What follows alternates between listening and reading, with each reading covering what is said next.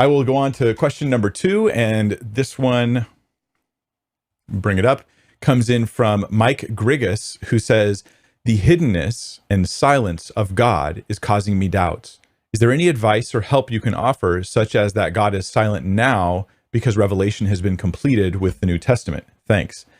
So, Mike, the hiddenness of God is one of the it's simultaneously a philosophical argument against God's existence, or at least against God's love. And on the other hand, it is also a very emotionally heavy and influential argument. Often the more philosophical arguments aren't emotionally very impactful, I think. A lot of times, like I look at, say, the Kalam cosmological argument, I go, that's a really good argument for God's existence, but I don't know how much it strikes people's emotions. I look at the moral argument and I go, that one hits people's emotions and it's intellectually strong as well. So that's interesting. This kind of hits both. And the hiddenness argument goes something like this. And I'm just going to, something like this. I don't have a syllogism before me to present to you, but it goes something like this. Hey, if God really loves people and he wants them to know him and he wants them to follow him, then he would make efforts to reveal himself to those people, right?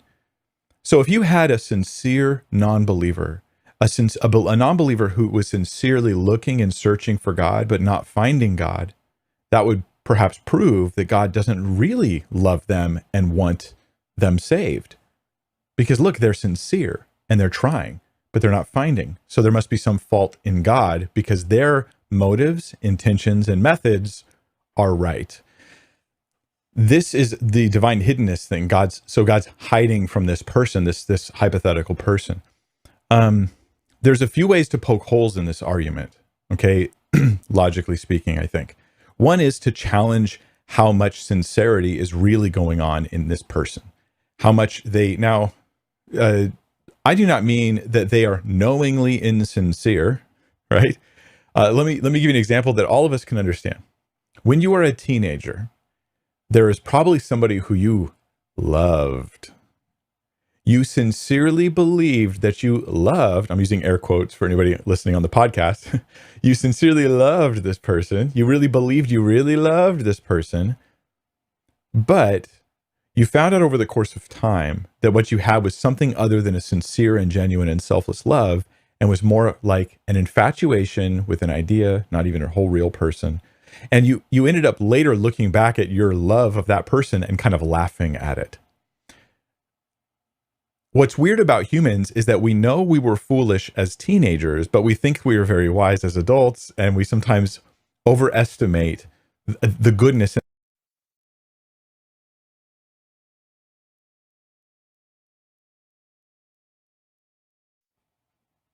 All right. It appears to be back. So this is me just waiting for the delay to show me that it's back on. Okay. So the divine hiddenness idea is that, yeah, this person's really genuinely that sincere. What I want to suggest for you, Mike, is to consider the possibility that while they believe they're sincere, I'm not saying they're knowingly being deceitful about how sincere they are in their searching of God. There can be lots of things going on in the heart of a human where they feel they are sincerely looking. I've seen atheists who bring a divine hiddenness argument, and the way they do it, it's as though the argument was an afterthought to their atheism. And they say to me how sincere they, I'm not saying every atheist is like this. I'm merely giving one example of one way this can play out. They say like, hey, I'm going to spend a little time like really praying, really going to church, even really maybe singing worship songs, as a way of later being able to say, hey, I sought the Lord, I really tried, and that confirms my atheism one more time. Perhaps the agenda here was a way of proving themselves right about God all along. This is entirely possible. This is how human psychology seems to work. What I'm suggesting is divine hiddenness requires a certain kind of person that may not exist. Against this is quite a number of people who suggest, and they give their testimony, that they did seek the Lord and they did find him. They did cry out to God and he did answer. They did open the word of God. They did start praying. They did start attending church or something like this. And they started seeking the Lord, and then their lives were radically transformed. And every one of those testimonies would seem to be an argument against this divine hiddenness thing. The problem with the divine hiddenness argument, though, is not the logical aspect of it. Because I can easily say, hey, humans have all sorts of layers of desires and wants. We may be sincere in one level, but insincere in another. We might be in bondage to sin. Our blindness right now in seeking God might be due to past sins we've committed that have brought us to that blindness. So we might be actually reaping the blindness of our own decisions, and we're blaming God for that inability to see him.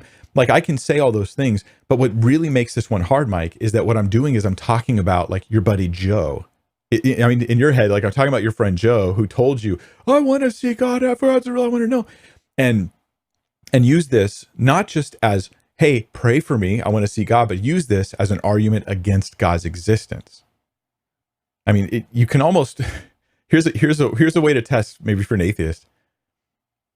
If you're sincerely seeking God and you really want to find him, why are you using your so far lack of finding him as a way of arguing for others to not believe in him, right? Like, this shows there's something going on here other than just a sincere seeking. So my thought is, the hard part is that people then make it personal.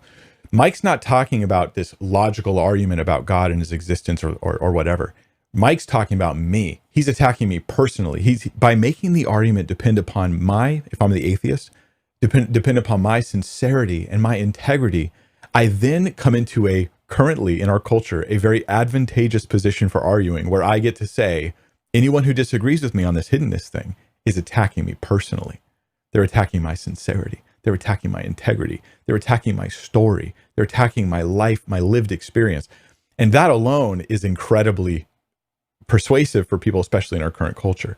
And for that, I go, okay, well, let's just acknowledge what's going on here.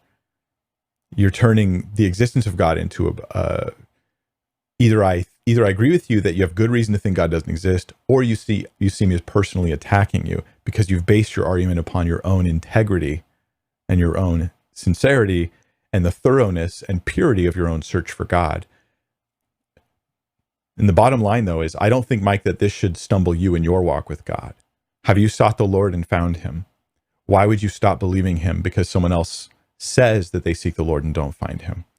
I would question the accuracy of those claims. They would say I'm personally attacking them. At least they potentially would. And I'd be okay with that. I'd be like, well, you brought it up. Like, you're the one that laid out your sincerity as the rule by which you will test God's existence. I'm saying I don't think that's a trustworthy rule.